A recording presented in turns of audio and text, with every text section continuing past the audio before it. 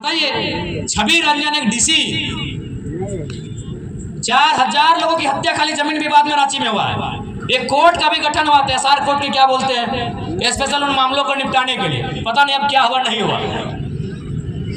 तो किससे आप मदद की गुहार लगा रहे हैं कि कौन आपकी मदद करेगा? बताइए कौन आपकी मदद करेगा?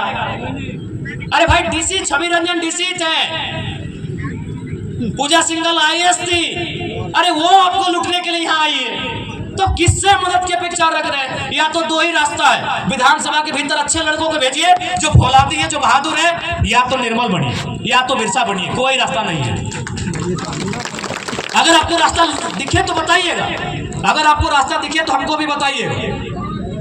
मजबूरी में एक पीएचडी करने वाला छात्र मास्टर ऑफ आर्ट्स इंग्लिश से हम भी फर्स्ट क्लास पास किए हैं, लेकिन आज हम ऐसा बात बोलते हैं तो लोग बोलते हैं तुम 20 उगल रहे हो। भैया मजबूरी है। 2 साल पहले हम लोग भी क्रिकेट फुटबॉल खेलते थे, 2 साल पहले हम लोग भी क्रिकेट फुटबॉल खेलते थे, मेला घूमने जाते थे, दोस्तों संग मूवी देखने जाते थे। ये 2 साल झारखंड को देखने के बाद हम कह रहे हैं कौन बचाएगा? आप ही बता दो। सरकार से उम्मीद कर रहे हैं तो और एक उदाहरण देते हैं, क्योंकि अतिक्रमण पे बात आती है। हरमू नदी इधर कहीं है रांची में अतिक्रमण हुआ है। हाँ, हेमंत सोरेन भी मैंने योगी के स्टाइल में बुलडोजर चलाने का आदेश दिए। बुलडोजर चलना स्टार्ट भी हो गया था, लेकिन बुलडोजर चलते चलते रुक गया। क्यों रुका पता है? वहाँ आलमगीर आलम का आवास था वो, जो अभी जेल में है।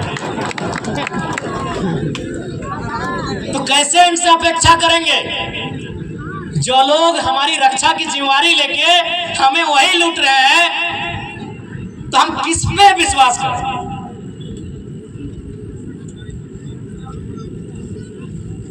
इसलिए आज आपसे करवत प्रार्थना है, और फिर से वही सवाल है कि यदि झारखंड राज्य अलग करने का उद्देश्य अगर पूरा हो गया है तो बोल दीजिए इस भीड़ में से हम लोग चुनाव नहीं लड़ेंगे। पैसा कौड़ी कुछ भी नहीं है, ऊपर से बहुत रिस्क है, जान का खतरा है। आप बोल दीजिए कि झारखंड राज्य अलग करने का उद्देश्य पूरा हो चुका है, हम लोग चुनाव नहीं लड़ेंगे। हो गया है क्या? हो गया है? हुआ है? तो क्या हमें चुनाव लड़ना चाहिए ना भाई? कहीं अगर उद्देश्य पूरा होगा तो हम लोग क्यों टांग अड़ाएंगे? जो चला रहे चलने दीजिए। लेकिन अगर उद्देश्य पूरा नहीं हुआ है तो चुनाव लड़ेंगे भी, चुनाव जीतेंगे भी, और उनको तो गाड़ेंगे तो झारखंड को लूटने के लिए आए हैं। और एक बात स्पष्ट कहेंगे, ये जो बाहर भीतर का जो टर्म यूज करते हैं, आप आइए धनबाद,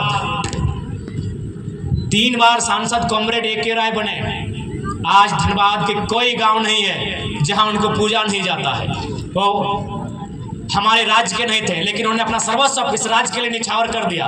तो भैया जो इस राज्य के लिए निछावर करेगा उसको हम लोग भगवान बना के रखेंगे, लेकिन अब लूटेगा वो डीसी छवि रंजन ही क्यों ना रहे, थोड़ी मानेंगे। इसलिए आप सभी से हमारी अभिलाषा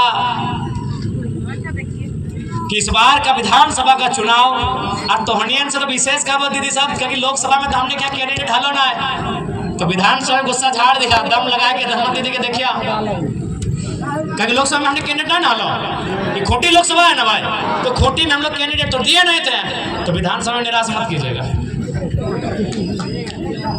विधानसभा में निराश मत कीजिएगा।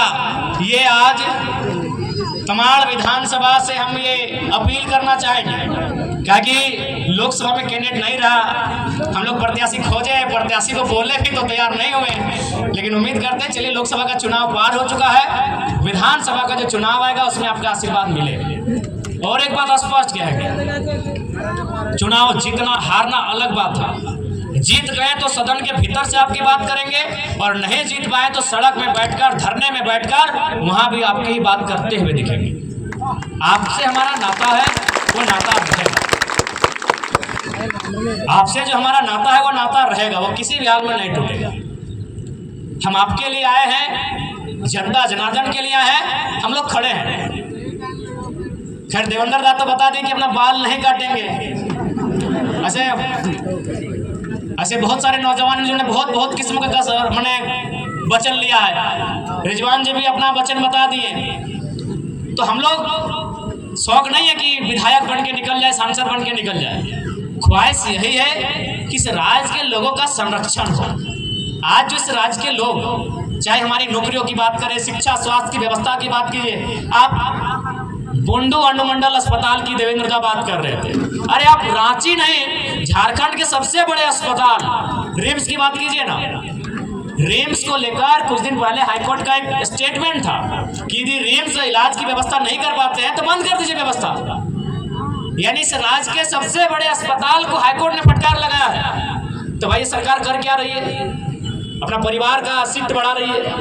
और वास्तव में इस राज्य में नियोजन नीति है, आपको मालूम नहीं है क्या? इस राज्य में नियोजन नीति है, लेकिन नेताओं के लिए, जनता की नियोजन नीति बनाने के लिए हम लोग सदन में जाना चाहते हैं।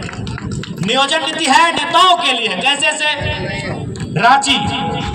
रांची के कोई क्या थे पूर्व सांसद? ना वो रामटाल जी नहीं, और वो जो सुबोध कांत सहाय, कांग्रेस पार्टी, उनकी बेटिया का क्या कारनामा है भाई? अगर बेटिया चुनाव लड़ गए तो नेता के तो है ही हो कि नेता के लिए नियोजन नीति है। बाप तो रहबे की है, बेटिया टिकट लेके आ गए। इधर आजसू के नेता है रामगढ़ वाले मौसा जी गिरिडीह से सांसद और मौसी रामगढ़ से विधायक, वहां नीति है। इधर आइए दादा का बात करते, हेमंत दादा हिंदे मुख्यमंत्री, भौजी कल्पना गांडे से विधायक, बसंत भाई और दुमका से विधायक। तो नेताओं के लिए नीति है, हमें नीति नौजवानों के लिए चाहिए।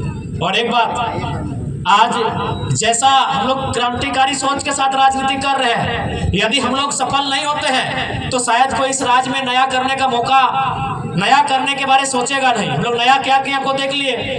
आप बार बार कहते हैं कि एक चपरासी बनने के लिए पढ़ा लिखा होना चाहिए, इंटरव्यू होना चाहिए। हम लोग भी जारी किए हैं कि हमारी पार्टी से वही प्रत्याशी बनेगा, उनको क्राइटेरिया दिए हैं।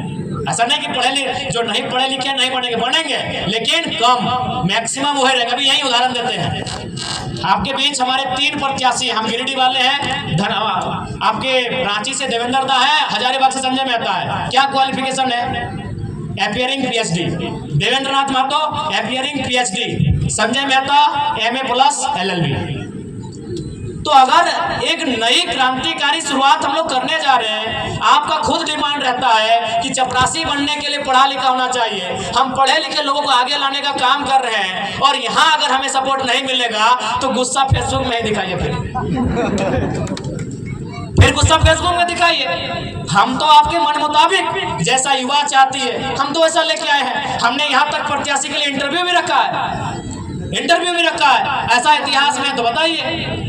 हमारे पार्टी से जो भी प्रत्याशी बनेंगे उनका इंटरव्यू लिया जाएगा, ऐसा इतिहास में नहीं हुआ है। तो अगर हम लोगों को सपोर्ट नहीं मिलेगा तो नो डाउट अगर हमारा मनोबल कैसे उठेगा। तो इसलिए हम लोग क्रांतिकारी बदलाव करने इस राज्य में जा रहे हैं, आपका आशीर्वाद मिले। और विशेषकर दीदी लोग आपसे कहेंगे,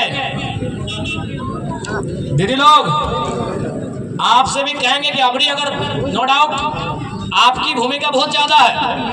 आपकी भूमिका, तोहनी के भूमिका ये खातिर ज्यादा हो ना, तोहनी के काम ज्यादा हो की खातिर तोहनी काम ज्यादा बताओ। काहे कि सब जो एक घुमंतु लगो, घुमंतु यानी घूमे वाला, एक घूमते घूमते बुंडू में एगो चाय दुकान में बैठ गलो, नेताजी मिल गलो, एक कप चाय पिया दिलो, एक बार पियले तो कल धट एक बार ना चाय पियले, एकरा भटवा नहीं देबे, फिर सांझे घटाई गलो, कल अच्छा चाहिए पी ले, 2 बार 3 बार पीते पीते दिल में घर बन गलो कि यार 3-4 बार चावा पिया दिले नेतवा में, एगो भटवा दे दिले। तो इतनी कंफ्यूज हो जाते सेल तोहने के जिम्मेवारी, तोहने के रिस्पॉन्सिबिलिटी ज्यादा हो, और इस बार तोहने क्या आगू आए के बढ़ चढ़ के हमने खातिर काम करना। और सबसे महत्वपूर्ण बात, ऐसा बात ना कि तोहनी के गुस्सा ना लागो, जैसा लड़का सबके गुस्सा लागो तैसा तोहनी के भी गुस्सा लागो, लेकिन तोहनी अपन गुस्सा गलत जगह उतारो ही। जैसे हमने के गुस्सा लगे तो नेतवन के खिलाफ हमने मोर्चा खोल दे, हमने जिंदाबाद मुर्दाबाद शुरू कर दे, हमने मसाल जुलूस लेके रोड में निकल जाइए, हमने धरना दे दे, बंद कर दे।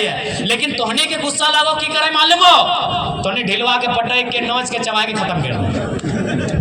अब दो को शुरू हो गया तो ये ढीला बेच रहा था।